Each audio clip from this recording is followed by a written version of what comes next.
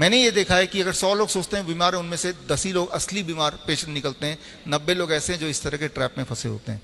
Trap से निकालने के लिए you need education, you don't need medication. Short में बताना चाहूंगा, 250 का एक आंकड़ा दिमाग में फिट कर लीजिए। अगर आपका सिस्टोलिक और डायस्टोलिक ब्लड प्रेशर दोनों को जोड़ लीजिए ऊपर नीचे, अगर 250 से नीचे नीचे है तो नॉर्मल रेंज में ही है। फॉर एग्जाम्पल 160/90 टोटल कितना हो गया? 250।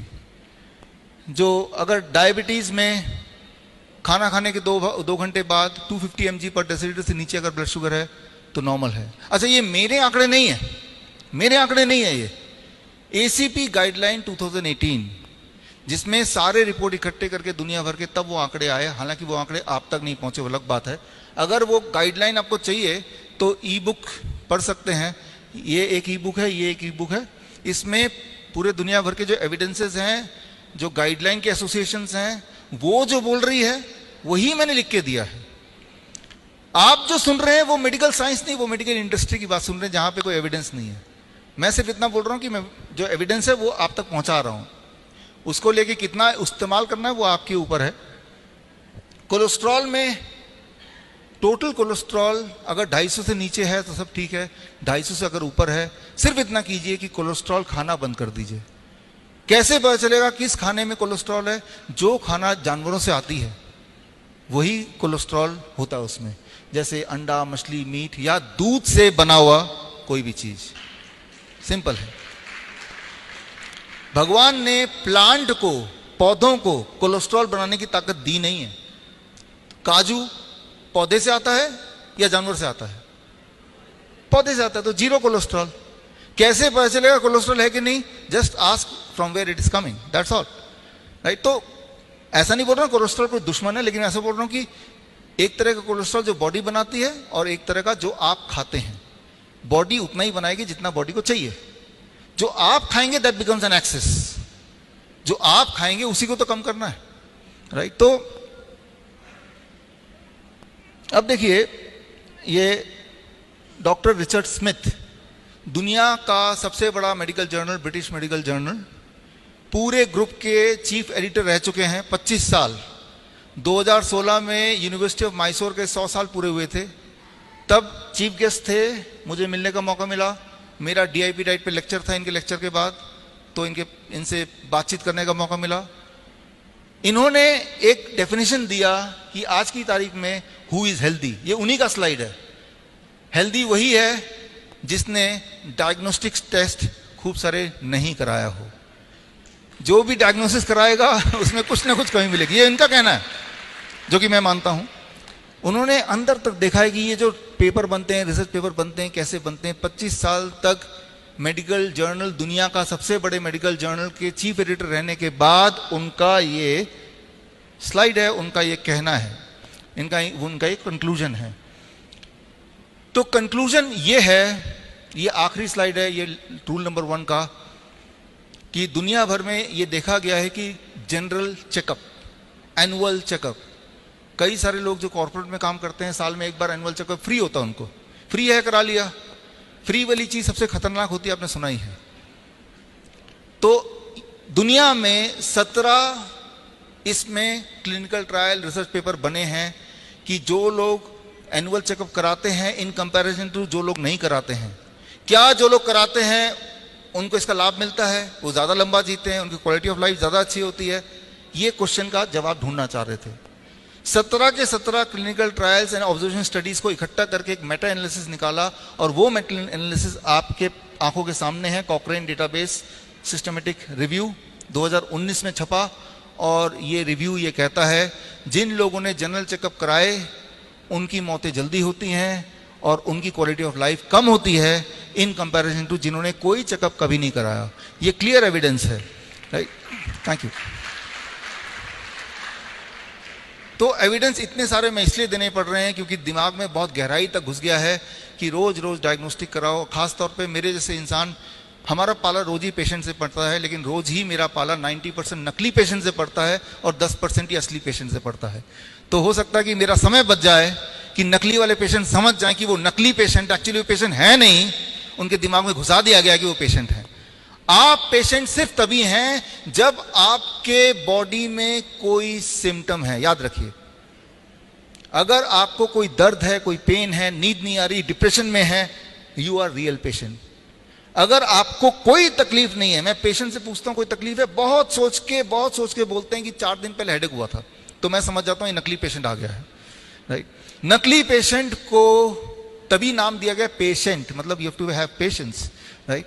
तो आपको समझना पड़ेगा नकली पेशेंट असली पेशेंट में डिफरेंस क्या है। तो और नकली पेशेंट आते हैं हमारे हॉस्पिटल में, भर जाते हैं, हमें बहुत सारा पैसा भी देते हैं, राइट। तो उससे कमाई भी हो सकती है, राइट। लेकिन फिर भी at the end of the day, for the sake of humanity, सच्चाई तो यही है कि हम में से, मैंने ये देखा है कि अगर 100 लोग सोचते हैं बीमार हैं, उनमें से 10 ही लोग असली बीमार पेशेंट निकलते हैं, 90 लोग ऐसे हैं जो इस तरह के ट्रैप में फंसे होते हैं। ट्रैप से निकालने के लिए you need education, you don't need medication.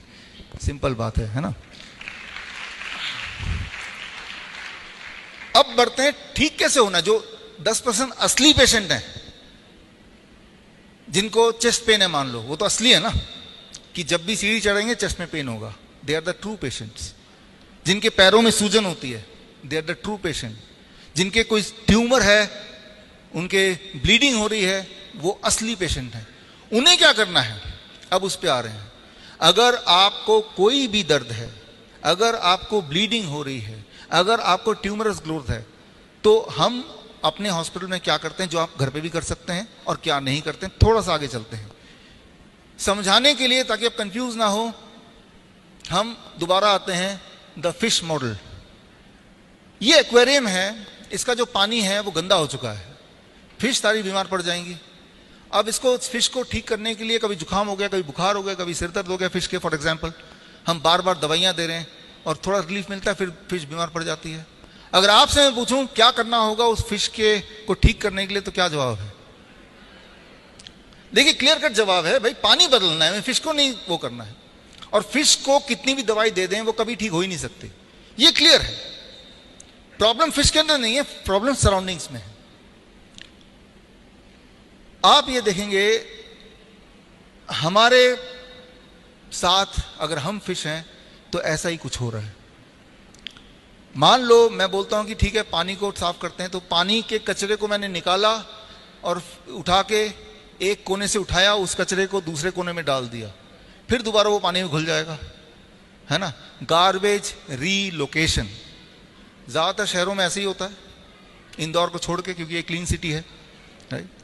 शहर के एक छोर से कचरा उठाया, किसी दूसरे छोर में जाके लगा दिया, क्योंकि कचरा गायब कहां होगा, इट इज ओनली रीलोकेशन। स्वच्छता क्या है कि यहां स्वच्छता दिखाना, यहां से साफ निकालो कचरा, एक और जगह पहुंचा दो, चांद पे तो भेज नहीं सकते उसको। रीलोकेशन, यही तो होता है ना। हमारे बॉडी के साथ भी ये होता है। एक उदाहरण ले रहा हूं, आपका ब्लड शुगर ज्यादा आता है, मान लो आप ट्रू पेशेंट हैं, ट्रू सच्ची में 300 400, जिससे आपको बहुत तकलीफ होती है, सिम्टम आते हैं, आप पेशाब करते हैं तो वहां चींटियां इकट्ठे हो जाती हैं, ठीक है ना, कमजोरी है आपको, तो आप ट्रू पेशेंट हैं। लेकिन जैसे ही आपने दवाई ली तो ब्लड शुगर चेक किया, ब्लड शुगर भी कम, सिम्टम भी चले गए। तो कभी आपने सोचा वो जो दवाई अपने ब्लड शुगर की ली, उसने ब्लड के शुगर को उठा के मैजिकली कहां गायब कर दिया? ब्लड का शुगर तो कम हो रहा है, ब्लड में शुगर कम है, तो वो शुगर गया कहां? दवाई इतना करता है कि ब्लड से शुगर को लेता है और रीलोकेशन ऑफ गार्बेज आपके किडनी में, आपके हार्ट में, आपकी आंखों के पीछे, आपके स्किन के पीछे, आपके जेनेटिक्स के हिसाब से कहीं ना कहीं आपके जॉइंट्स के बीच में। तो वही वाला पेशेंट कुछ समय बाद बोलता है मेरा शुगर तो नॉर्मल है, लेकिन पता नहीं जोड़ों में बहुत दर्द है।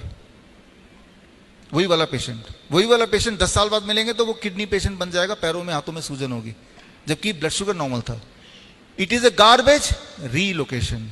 जितनी सारी दवाइयां हैं वो प्रिंसिपल, इसी प्रिंसिपल पे काम करती है कि गार्बेज एक जगह से उठाओ बॉडी के, और बॉडी के ही कहीं ना कहीं और छुपा दो, तो उस वाले पैरामीटर को मेजर करेंगे तो वो ठीक दिखेगा, लेकिन अल्टीमेटली वो पेशेंट ज्यादा बीमार है। समझिए इसको, आपका इरादा, आपका गोल कोई एक नंबर को नहीं चेज करना है, आपका गोल है कि ओवरऑल हेल्दी फील करना। तो जब भी आप दवाई लेके ब्लड शुगर को कम करेंगे तो याद रखिए वो जो दवाई है वो सिर्फ गार्बेज रीलोकेशन। अगर हम इस पानी से कचरा निकाल के फिर दोबारा किसी और कोने में डाल दें, फिश कभी भी ठीक नहीं होने वाली। और ये सिर्फ ब्लड शुगर की बात नहीं कर रहा हूं, जितनी सारी दवाइयां बनी हैं सबका मैकेनिज्म एक ही है, बल्कि इससे भी भयंकर।